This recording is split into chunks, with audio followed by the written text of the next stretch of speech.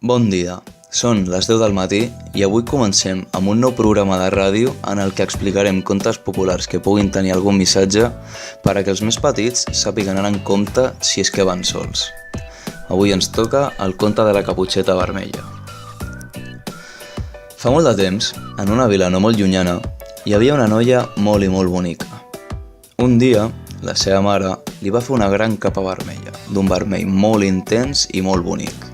La noia la portava tan sovint que tothom l'anomenava la caputxeta vermella. Un dia, la seva mare li va demanar que portés uns pastissos de llimona que havia fet a la seva àvia, que vivia a l'altra banda del bosc. Li va recomanar que no s'entretingués al llarg del camí, ja que creuar el bosc era molt perillós perquè sempre hi rondava el llop. La caputxeta va agafar el cistell amb els pastissos i va començar a caminar.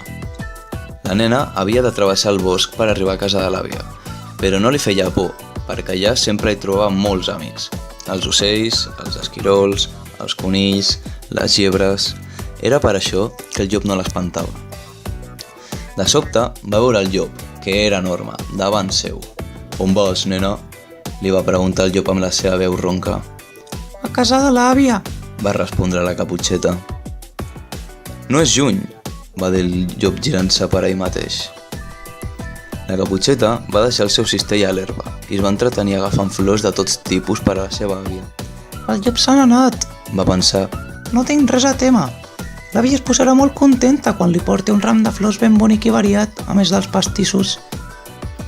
Mentrestant, el llop se'n va anar a casa de l'àvia i va trucar suaument a la porta. «Qui és?», va dir la velleta. «Sóc jo, la caputxeta», va fer el llop. El llop va devorar l'àvia i es va posar la gorra rosa de la malaurada velleta. I es va ficar al llit i va tancar els ulls. Però no va haver d'esperar gaire estona, perquè la caputxeta va arribar de seguida tota contenta. La nena es va apropar al llit i va veure que la seva àvia estava molt canviada. «Àvia, àvia, quins ulls més grans que tens!» «Són per veure't millor», va dir el llop tractant d'imitar la veu de la velleta. «Àvia, àvia, quines orelles més grans que tens!» «Són per sentir-te millor», va seguir el llop. «Àvia, àvia, quines dents més grosses que tens!» «Són per menjar-te millor!» I dient-li això, el llop malvat es va llançar sobre la caputxeta i la va devorar, tal com havia fet amb l'àvia. Mentrestant, un caçador que havia vist que el llop entrava a casa de l'àvia i sospitant de les seves males intencions, va decidir anar a donar-hi una ullada per veure si tot anava bé. Va demanar ajut a un segador i tots dos van arribar a la casa.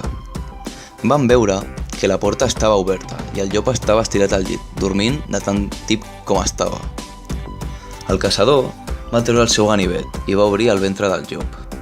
L'àvia i la caputxeta eren allà, i vives! Per castigar el llop malvat, el caçador li va omplir el ventre de pedres i després el va tornar a tancar.